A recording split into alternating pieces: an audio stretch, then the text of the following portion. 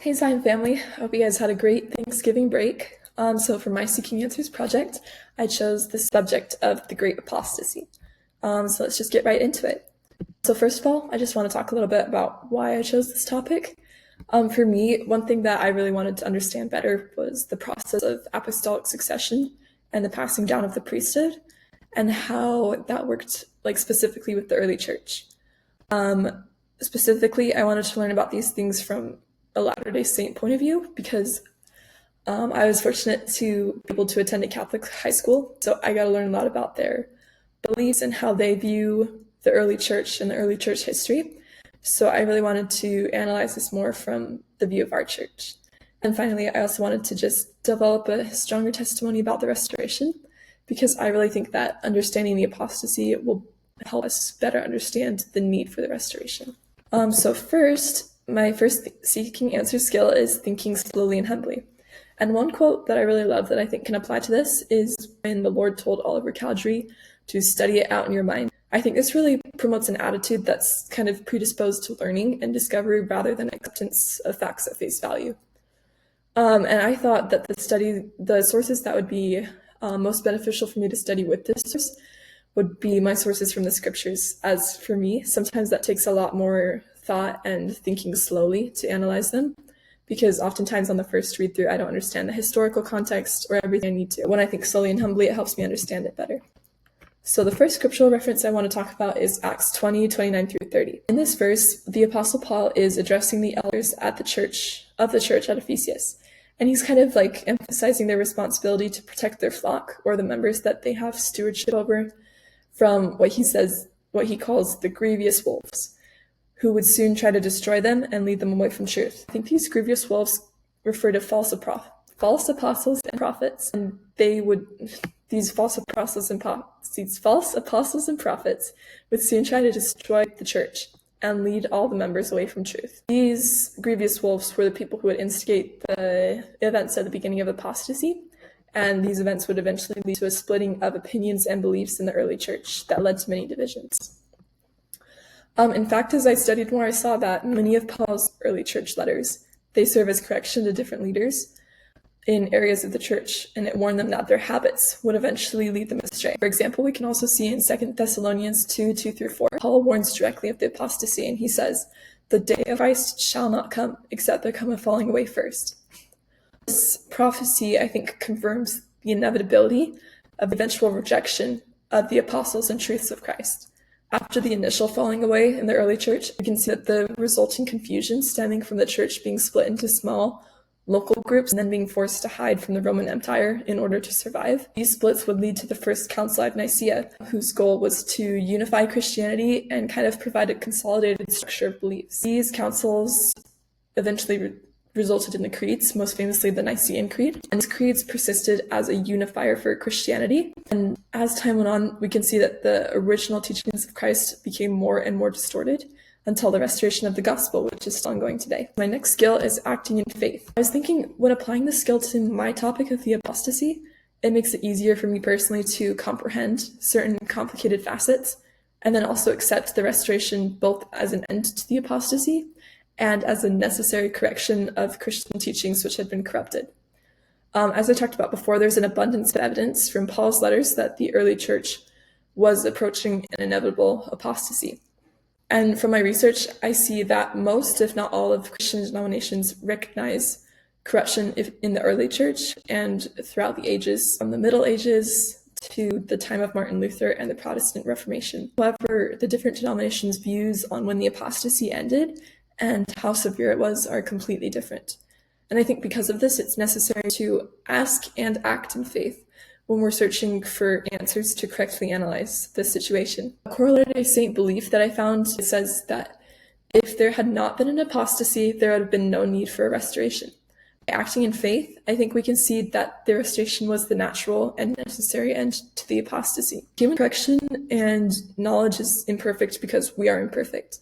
And I think for any human attempts to restore the true gospel or combat corruption in the church would be incomplete. However, I think since the restoration is led by Christ, we can have faith in his perfect knowledge and plan for us. Right, and then my third skill is being patient with the Lord yourself. When I was analyzing certain topics, it wasn't always easy to understand the articles and scriptures I read, even with further analysis and study, which could be frustrating at times for sure. As I said before, because I attended a Catholic school growing up, I definitely done my best to filter out the truths in their beliefs from what is not true and reconcile it with our beliefs. But occasionally, I would hear a teaching that made sense at first, such as how the priesthood survived the corruption of the Catholic Church, but these teachings didn't always fit with our church's beliefs. So it would take a lot of patience for me, both patience for myself and patience with the Lord for not giving me answers right away. After further study in faith, I eventually found the start of an answer to my question of priesthood authority. From a 1995 church article, Elder Skinner of the 70 talked about how the keys of the priesthood were lost. He says, "Thus, as scholars point out, no tradition about the early church is more firmly held than all of the apostles except John were martyrs. The apostolic age came to an end, and the keys of the kingdom were gone. As he said in this quote, because the apostles, excluding John, were all martyred because of their beliefs, they were killed without the ability or the opportunity to pass on the priesthood keys. This is the key point. Because there is no evidence that the apostles were able to pass on the priesthood keys to worthy leaders of the church before their deaths, there is no way for apostolic succession or priesthood authority to have continued on the earth." Okay, moving on to my next skill. History and revelation are long stories. So, as the apostasy is both a spiritual matter and a historical event, I think using the skill of history and revelation or long stories is important to understand it fully. To demonstrate this skill, I chose to use one of my academic sources rather than a source from scripture. I think the source particularly is interesting because it comes from the Millennial Star in an article published in 1927, which means that they don't have all the knowledge that we do now. Specifically, I analyzed kind of like the way they discussed how the primitive church moved from a Hebrew influence to a Roman and Greek influence. They said, "These new leaders of the church after the apostles steadily engrafted as doctrines of the church more and more from Greek philosophy as a substitute for the simple yet powerful and effective teachings of Jesus." So I found specifically that these new philosophical teachings affected the early church creeds, such as the Nicene Creed, and these creeds later went on to affect the beliefs of almost all Christian denominations that still exist today. For example, we can see that the original belief in the Trinity was largely influenced by Greek mythology rather than biblically based teachings. The simple teachings of Jesus Christ had become corrupted at these points by the philosophical teachings of man. I think there are so many contrasts that we can see between the primitive church and what it developed into in the Middle Ages and during the Protestant Reformation that it's easy to see how it's changed if we look at it from a long-term perspective. However, if we had looked at the church during small moments of time, say like decade to decade, it wouldn't have been as easy to see the changes. So I think that by looking at it through a lens focused on a long-term view, we can easily see the drift from Christ's teachings and how the drifting and abuse of authority provides reasoning to support the removal of God's authority and the priesthood power. All right, so with the skill of truth as one great whole, I think I learned that there are often times when topics in the Bible don't quite make sense on their own, or they can be analyzed from multiple different directions with the limited knowledge that the Bible provides. One amazing thing about the Book of Mormon and Doctrine and Covenants is how they can provide a reference point to give context to teachings in the Bible. For example, we can use all three of these books to analyze the passing down of the priesthood power and relate that to the apostasy. Gospel Topics from our church website states this about the Melchizedek priesthood. This greater priesthood was given to Adam and has been on earth whenever the Lord has revealed his gospel.